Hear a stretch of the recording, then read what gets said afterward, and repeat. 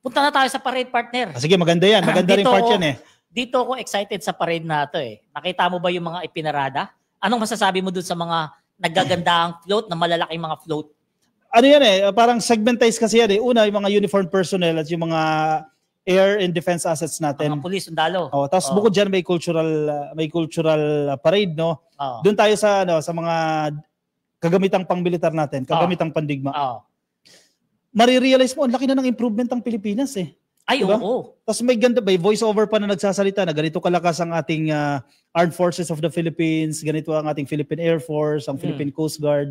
Parang mapapaisip ka, kaya na ba natin? Kaya na ba natin harapin ang malalaking bansa pagdating sa digmaan? Partida pa nga yan, partner eh. Hindi pa pinarada yung 2 barkong bagong bili. Di ba?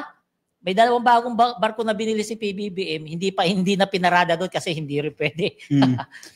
Maraming assets para mapatindi mo yung seguridad ng Pilipinas. Kasi hindi naman tayo nakikipaggera, wala naman tayong plano makipaggera. Pero importante din, actually parte ito ng Armed Forces of the Philippines Modernization Program, no, na handa tayo sa mga eventualities. Mamaya hindi natin alam, sasakupin tayo ng isang bansa, wala tayo man lang magagamit.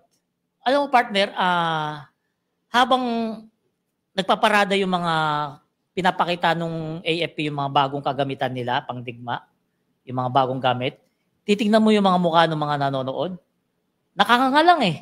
Hindi makapaniwala na sa panahon ni PBBM, mayroon na tayo mga ganun. Ang laki kasi ng improvement eh. Oo, malaki talaga. Gaya ng...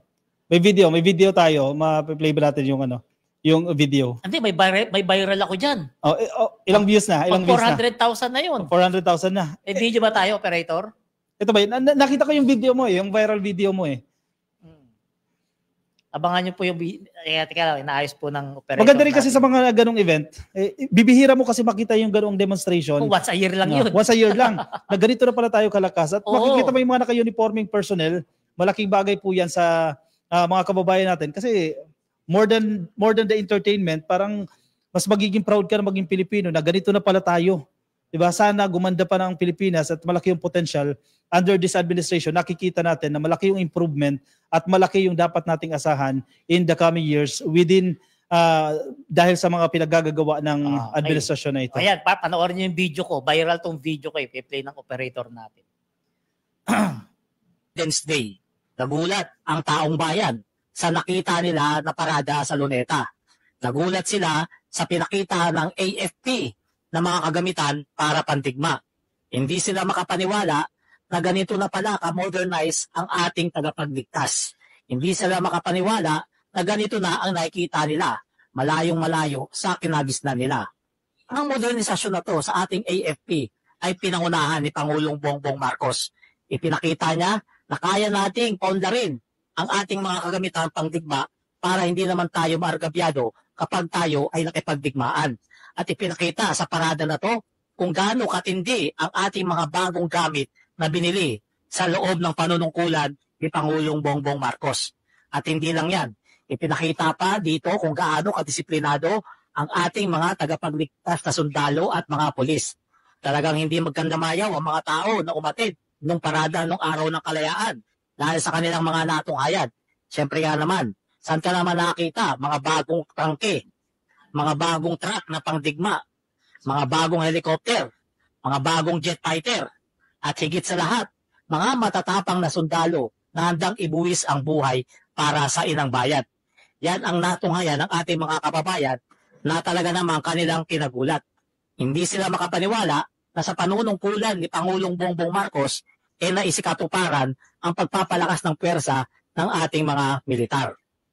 Ang masasabi ko, kapag hindi kurakot ang presidente, lalakas talaga ng todo ang ating sandataang lakas.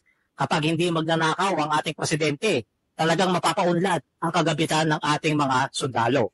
Kaya tulungan natin ang ating gobyerno sa pamamagitan ng hindi tayo naniniwala sa mga paninira.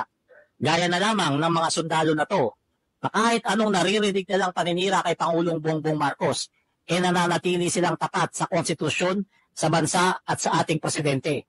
At kanila lamang pinagtatawanan yung mga tao na naninira sa ating presidente. Sana ganun din tayo. Hanggang dito na lang. Salamat. Yan, ganda. Yun. Gusto ko yung message mo dun sa bandang dulo eh. Kapag hindi magnanakaw ang gobyerno, hindi mo nanakawin yung pera, mapapaganda mo yung ating Armed Forces of the Philippines. Mapupondohan mo yung mga kagamitang pandigma natin. Ang problema kasi mamaya napupunta lang sa bulsa, paano mo nga naman mapapaganda yan? Kaya nga, di ba? Kaya nga yun ang sinabi ko sa dulong-dulo. Kasi kitang-kita natin yung ebidensya na si PBBM. Hindi siya nagnanakaw. Kasi kita mo yung mga tangke. Bagong-bago. Ang mamahal na mga yan. Sigurado. Bala pa lang yan eh. Di ba? Ilang libo na bala na tangke. Ang maganda kasi ron, partner, nakikita ng taong bayan kung saan napupunta yung buwis nila. Sabi ko na nga lang kulang, kung pwede lang iparada yung 2 barko na bagong bili. Ginawa na yun. Para makita ng mga kababayan natin na meron tayong 2 barko pandigma na bagong bili. Meron ka rin na-mention dun about sa stability ng ating militar. Kasi totoo to ha, may mga fake news, actually may mga opisyalis pa nga ng gobyerno, gumagawa ng kwento, kung ano-ano yung story ang ginagawa na fake news na may instability sa loob ng militar at maglilid yan into kudita. Yan ang kanilang pinapakalat. Maganda yung message mo dun eh. Tapat sa kanilang tungkulin, tapat sa konstitusyon yung ating mga sundalo. So yung mga nangangarap na magkaroon ng kudita, yung umiimbento ng kung ano-ano mga fake news para palabasin na hindi solid ang militar at tutol sila sa administrasyon na ito, fake news yan. Kasi mismo si Browner mismo, Armed Forces of the Philippines Chief mismo. Meron pa pala tayo isang video. Kasi pag itong operator natin ay mag-edit Aday video Ang mapapadyalib ko ito mamaya May video. Kaya niya pala kuha niya pala. Video niya pala to eh. Viral din to eh. Kuha niya 31 million mo. Kaya pala sa sayas, pilit pala.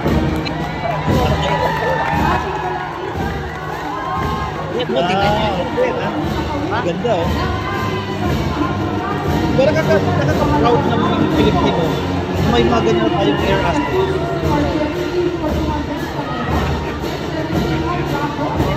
Pero kaunti pa yan. Kasi definitely marami pa rin. Nasa iba din. Pero yung direction ng Air Force ay nangarap ng Diyo na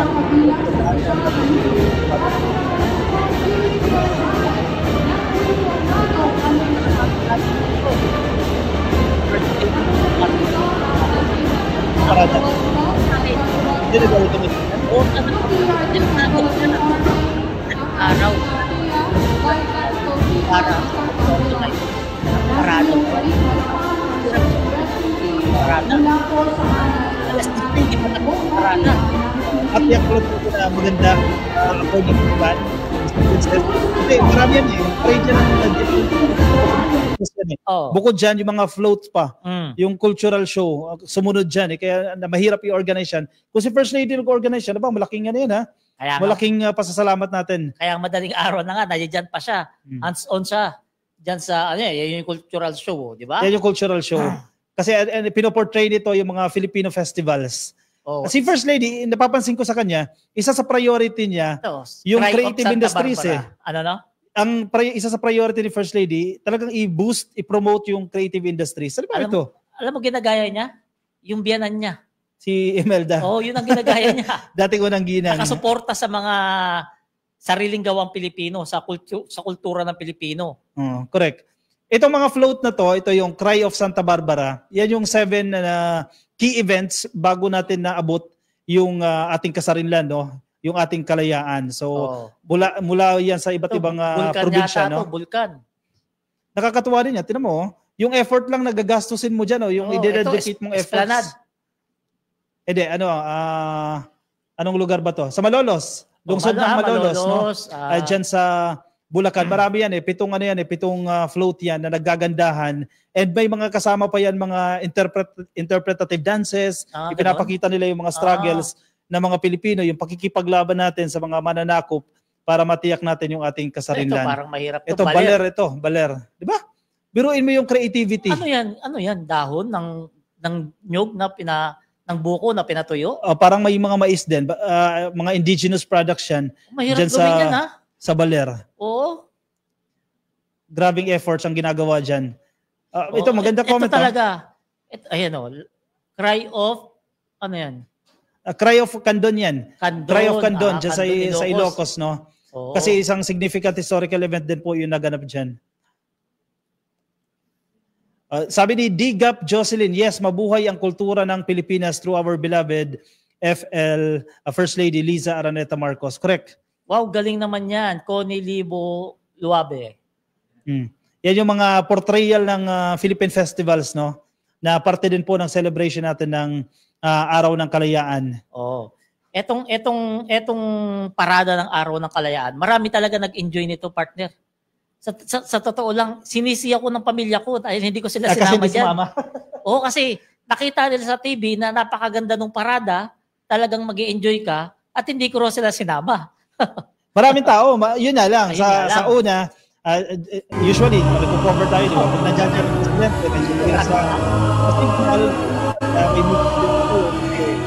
may yan ang kailangan yung agapan kapag pupunta kayo sa event na nandun si PBBM, o walang talaga na signal. Kasi may mga signal jammers silang nilalagay. Kaya para kung din may sa kausap safety. kayo, dapat meron din list na kayo mag-imit. Ito, sayaw. Sabi ni Ma'am Maria Estrella Platique, wow, amazing, grabe, bumabalik na yung mga nakaraan. God bless. Ay, correct. Actually, tama yung observation mo dyan, Ma'am Maria, no? Doon parang maraming nagko-comment eh. Nung panahon lang ni Marcos Sr. ito nangyayari, at least ngayon nangyayari na. O, totoo yan, totoo yan. Basahin mo yung comment section ng video ko. Maraming mga Pilipino ang masayang-masaya dahil sa pag-upgrade ni PBBM sa ating kandatahang lakas. Maraming masaya. Hindi naman masaya dahil kung natin makapagpera, masaya kasi yung pera may pinatutunguhan. Hindi gaya kasi ng iba, bulsa dito, bulsa doon, di ba? Travel dito, travel doon. Kasi PBBM, dyan napupunta yung buwis natin. Kanya-kanya kasi mga diskarte at nandiyan pa sa Secretary Gibo Teodoro ng Department of National Defense. Ito rin po yung napakagaling na asset ng gobyerno, talagang ipaglalaban. Ito ang sa Pilipinas at hindi nyo pwedeng makuha ang kung ano ang sa Pilipinas. No? Very strong yung statement na yan na sinasabi ni Secretary Gibo Teodoro. Pero may mga bitter dyan, yung mga dilis. Ano sinasabi? Sabi nila, ang laking perang ginastos dyan sa parada, sana itinulong na lang sa mga tao. Alam nyo kasi, palibasa kasi itong mga dilis, mga hindi totoong tao, mga AI, mga trolls, di ba? Hindi ba nila naisip? Araw ng kalayaan yan. Hindi yan birthday ni Pangulong Bongbong Marcos, di ba? Araw yan ng kalayaan nating lahat. Palibasa kasi sila, hindi nila ma-appreciate yung kalayaan kasi pumapanig sila sa China. Correct. Di ba? Hindi nila ma-appreciate yung kalayaan natin eh. Kaya binabatikos nila. Eh sinasabi nila, sana itulong mo na lang sa mga tao. Hindi man ibig sabihin na nag-celebrate ka, actually mandato natin yan, ipagdiwang yung araw ng kalayaan. Oo. Hindi ibig sabihin yan na hindi mo na tinutulungan yung mga kababayan natin na naghihirap. Diyan lang DSWD, napakaraming programa. In fact, kasabay din po ng araw ng kasarinlan, meron pong mga job fairs na naganap. O hindi ba yan tulong sa mga kababayan natin? Oo, marami. Kasi itong mga diles iisip yan ng negatibo sa administrasyon. Makasira lang sa gobyerno. Kasi natutuwa sila kapag bumabagsak yung gobyerno eh. Oo. Natutuwa sila kapag binabash itong administrasyon eh. Oo. Kaya nangyari, kada bash nila, may nakulong. Kada batikos nila, may natanggal sa pwesto. At kapag pinagpatuloy pa nila yan, meron nang hindi makakatakbo sa 2028. May mai-impeach. Diba ba? Bumabalik ang nature eh. Kayo ang binabalikan eh. Yung tinatawag nating bad karma. O tingnan ninyo, ano nangyayari kay Digong. Diba? Lahat ng motion dyan sa International Criminal Court, nare-reject. Diba? Kaka-fake news ninyo yan. Laban dyan sa administrasyon. O sabi ni Meliana Liano Tomas, good evening sa inyong tatlo, watching from Hong Kong. Ay, wala po rito si Yayam. Baka may nakakita kay Yayam dito, ha? Baka may kasama kami rito, ibang multo, ha? Unan lang po ito. Dalawa lang kami rito, dalawa. Si Yayam nasa Palawan. Meron siyang engagement na mag-graduation speech siya sa isang eskwelahan. Correct. Sige, basa pa tayo ng comment. Basa tayo bago tayo mag-love for all. Ang taong bayan sa nakita nila na parada sa Luneta. Nagulat sila. Nasa Hong Kong, nakikinig po sa atin. Sabi ni Ana Catalan Bisinyo, good evening sa lahat from Mindanao, Cotabato City. Oy, sana makapasyal tayo dyan. Magandang araw po. Dyan po sa Mindanao. Yan, Gary Pilayan. COD o nakakomento lang pero andyan ang sila. Sabi mga genius. Yan lagi ang sinasabi. O yung mga tao, yung namin na po, marami tayong material na Ano ni Maria Estrella, no? Proud po ako sa ating administrasyon, ang laki ng iginanda ng Pilipinas. Correct. Marami tayong OFW na nakikinig sa channel ko rin sa Ka-Coffee, no? Yun ang kanilang komento eh. Kasi usually ang kontrata nila 3 taon, yung iba 10 taon na hindi nakakabalik ng Pilipinas. They are looking forward na pag-uwi nila ng Pilipinas, malaki na yung improvement na makikita nila sa Pilipinas. Excited sila pag-uwi namin, gusto namin makapunta sa OFW lounge. Diba? Yung traffic hindi na ganoon katindi. Yun yung mga inaasahan nila sa administrasyon. Ako siguro 100% no, makatitiyak po kayo na pagbalik ninyo after 3 years, malaki na ang improvement ng Pilipinas. Ngayon pa nga lang eh. 'Di ba? Ngayon pa lang. Kapag OFW ka, para kang nasa expressway. 3 years. Hindi mo na kailangan magtagal-tagal pa sa pila. Basta ayos yung dokumento mo, madali kang makakapasok. 'Di ba? 3 years pa lang yan, ha? 3 years pa lang 3 yan. years pa lang yan. May remaining 3 years pa po itong administrasyon na ito. Mas marami pa tayong dapat i-expect.